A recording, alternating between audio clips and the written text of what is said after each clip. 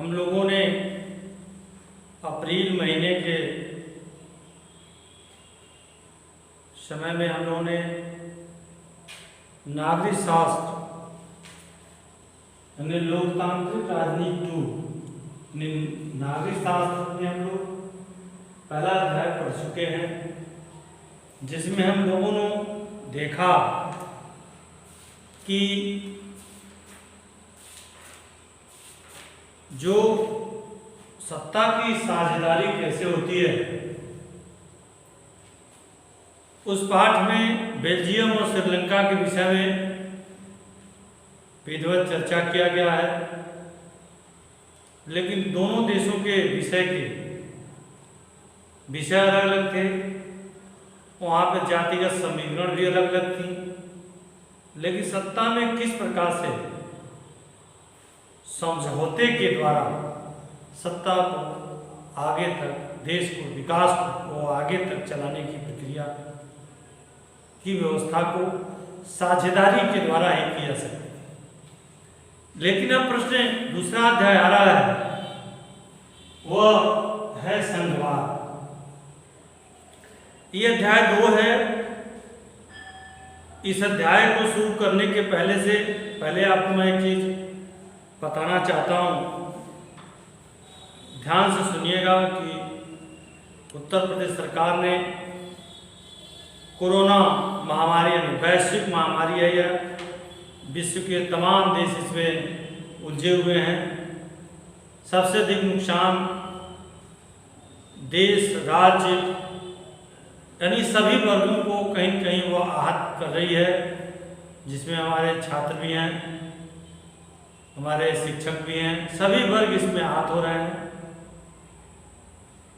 इसी को मद्देनजर ध्यान देते हुए उत्तर प्रदेश सरकार ने 30% आपके सिलेबस को कम किया है। ये सिलेबस जो कम किए गए हैं 30%, तो वो अध्याय भी हटाए गए हैं। इस चीज़ की जानकारी सरकार ने अपने वेबसाइट, जिसका नाम है माध्यमिक शिक्षा परिषद यानी UPMSP.nic.in पे आप लॉगिन करके स्वयं उस पाठ्यक्रम को आप प्राप्त कर सकते हैं। किसी को जरूरत नहीं पड़ेगी। लेकिन फिर भी मैं ये चीज़ आपको बताना चाहता हूँ, मैं आपको शेयर करना चाहता हूँ, इसको ध्यान से सुने। जो हमारा सामाजिक विज्ञान है, ये 4 भागों में विभक्त है। पहली इकाई भारत में समकालीन विश्व 2, दूसरी इकाई समकालीन भारत 2 भूगोल है, और तीसरा लोकतांत्रिक राजनीति 2 नागरिक शास्त्र है, आर्थिक विकास की समझ अर्थशास्त्र है। जो पहली इकाई है भारत और समकालीन विश्व 2, उसमें मात्र हमको 3 अध्याय को पढ़ना है। 4 अध्याय दिया है, हमको 3 अध्याय को ही पढ़ना है। पहला अध्याय, दूसरा अध्याय और तीसरा अध्याय, चौथा अध्याय नहीं पढ़ना है। अगले हम सब्जेक्ट में जाएंगे, यानी इकाई 2 में आएंगे, समकालीन भारत 2 यानी भूगोल में मात्र केवल हमको पहला पढ़ना है, दूसरा पढ़ना है, तीसरा जल संसाधन पढ़ना है, चौथा कृषि पढ़नी है, 5वीं खनिज ऊर्जा संसाधन पढ़ना है, और 7वां राष्ट्रीय अर्थव्यवस्था की जीवन रेखा को पढ़ना है। यानी हम कहें तो अध्याय 6 को नहीं पढ़ना, बाकी सबको पढ़ना है। यानी 7 है तो 6 पढ़ना है, 6वां नंबर नहीं पढ़ना है। इकाई 3 जो लोकतांत्रिक राजनीति 2 है, जिसको हम नागरिक शास्त्र, जिसके बारे में मैं अध्याय पढ़ा चुका हूँ। दूसरा अध्याय संघवाद को चर्चा हम करेंगे। इसमें हमको अध्याय 5 और 6 नहीं पढ़ना है। 5 और 6 नहीं पढ़ना है। पढ़ना क्या है? अध्याय 1 को पढ़ना है, अध्याय 2 को पढ़ना है और अध्याय 3 को पढ़ना है, अध्याय 4 को पढ़ना है, अध्याय 7 को पढ़ना है, अध्याय 8 को पढ़ना है। तो जो 8 है इसमें से हमको 2 नहीं पढ़ने, यानी 5 और 6 नहीं पढ़ने। और जो तीसरी चौथी सबसे अंतिम इकाई है वह है आर्थिक विकास की समझ, अर्थशास्त्र। इसमें 5 अध्याय हैं, मात्र केवल हम लोगों को 4 अध्याय पढ़ना है, यानी अध्याय 3 हम लोगों को नहीं पढ़नी है। तो इस तरह से हमारी चर्चाएं हुई, लेकिन अब हम ये नॉलेज आपको दिया गया, इसको ध्यान देकर पढ़ना है। हाई स्कूल पे ज़्यादा फोकस है क्योंकि पढ़ाई नहीं हो रही है और बच्चों को शिक्षा नहीं मिल पा रहा है, लेकिन ऑनलाइन माध्यम से, यूट्यूब के माध्यम से जो हमारा चैनल है NSCBIC, इसको आप जरूर आप लोग शेयर करें और अधिक से अधिक संख्या में पढ़ें। तो जो मैं दूसरा अध्याय के बारे में चर्चा कर रहा हूं, जिसका नाम है संघवाद, आपके किताब में लिखा है कि संघ व्यवस्था में शक्ति विकेंद्रित होती है, अर्थात इसमें शक्ति किसी एक स्थान पर या किसी एक व्यक्ति के पास नहीं होती है। ये संघ की बात हो रही है कि यह शक्ति एक स्थान पे नहीं रहती है और किसी एक व्यक्ति के हाथ में नहीं रहती है। इसमें शक्ति की कई इकाई विभक्त होती हैं, यानी जो ये संघवाद है इसमें कई तरह की इकाइयां काम करती हैं। जैसे में संघीय व्यवस्था 2 स्तरीय सरकारें चलती हैं। संघीय जो व्यवस्था है वह 2 प्रकार की सरकारें चलती हैं। एक का नाम क्या है? पहले स्तर की सरकार पूरे देश में, जो पहले स्तर की सरकार है वह पूरे देश में काम करती है, और दूसरे स्तर की सरकार जो होती है वह राज्य स्तर पे काम करती है।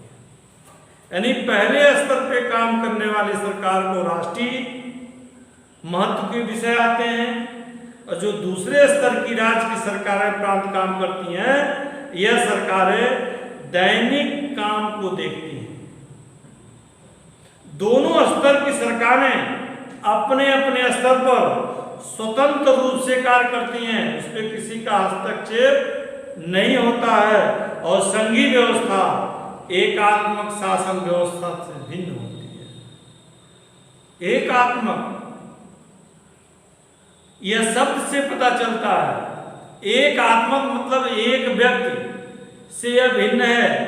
आगे आपको सारणी के माध्यम से समझाने का प्रयास किया गया है कि एकात्मक शासन व्यवस्था क्या है और संघीय शासन व्यवस्था क्या है। पहला हम देखेंगे संघीय व्यवस्था शासन क्या कह रहा है। इस शासन के अंतर्गत 2 स्तरों पर सरकार होती हैं। दोनों स्तरों की सरकारें अपने अपने स्तर पर स्वतंत्र होकर कार्य करती हैं। यह संघीय व्यवस्था के अंतर्गत।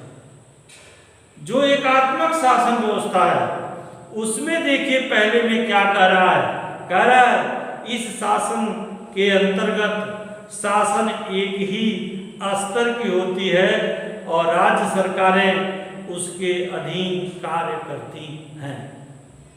यानी एकात्मक एक सरकार होती है और उसके अंदर में सभी राज्य उसके अंदर में काम करती हैं। दूसरा, संघीय व्यवस्था में क्या कह रहा है कि इस व्यवस्था में यानी संघीय शासन व्यवस्था में सरकार को शक्ति संविधान से प्राप्त होती है। कह रहा है जो सरकार की जो शक्तियां मिली होती हैं वह सरकार को जो शक्ति दी जाती है, प्रदान की जाती है, वह संविधान से मिलती है संघीय शासन व्यवस्था में। लेकिन एकात्मक शासन व्यवस्था में इसमें राज्य सरकारों की अपनी कोई शक्तियां केंद्र सरकार से प्राप्त होती हैं। अगर कोई भी शक्ति मिल रही है एकात्मक शासन व्यवस्था में, तो जो केंद्रीय शासन व्यवस्था है उसके द्वारा उसको शक्ति प्रदान की गई होती है, उसको कोई संविधान उसके नहीं होते हैं। तीसरी व्यवस्था संघीय व्यवस्था में क्या कर रहा है, आपको सारणी की तरह समझाने का प्रयास किया जा रहा है। तो तीसरा क्या है, इस व्यवस्था में संघ और राज्य सरकारों के मध्य विषयों का बंटवारा होता है कि आपका क्षेत्र कहाँ कहाँ है, किस पे काम करेगा, किस पे काम नहीं करेगा। लेकिन एकात्मक शासन व्यवस्था में इस व्यवस्था में विषयों का बंटवारा नहीं होता। आप लोग जानते होंगे कि जो अपने देश में जो संघीय व्यवस्था है, एक केंद्र सरकार है, एक राज्य सरकार, जो 29 राज्य हैं। अब 29 राज्य नहीं, अब 28 राज्य हो गए, 2 केंद्र शासित बढ़ गए। तो 29 राज्य यानी पूर्ण राज्य का दर्जा नहीं प्राप्त है। पहले था जम्मू कश्मीर, लेकिन अब उसको यूनियन टेरिटरी यूटी बना दिया गया, और लेकिन वहाँ विधानसभा रहेगा, और एक और लद्दाख को भी यूनियन टेरिटरी बना दिया गया। तो इस तरह से जो राज्य सरकारों का एक अलग संविधान होता है, उनके कार्य क्षेत्र भी अलग होते हैं। तो मैंने बताया कि जो केंद्र की काम करने की शैली, वह किन किन विषयों पर स्वतंत्र रूप से काम करता है।